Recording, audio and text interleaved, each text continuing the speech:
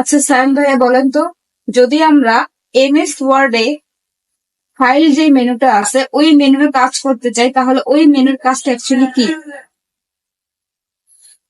প্রথমে আমরা ফাইলে যাব। ফাইলে অনেকগুলো প্রোগ্রাম থাকে যেগুলো কাজে আসে না বা লাগে না।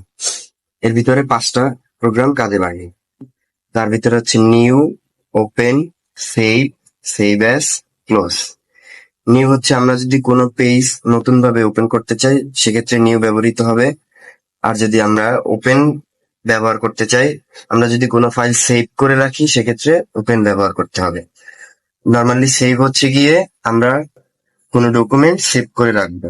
সেভ এজ হচ্ছে কোনো কিছু রিনেম, নাম পরিবর্তন করা আর কি সেভ এজ। আমরা যদি কোনো পেজকে ক্লোজ করে দিতে চাই সেক্ষেত্রে ক্লোজ ব্যবহার।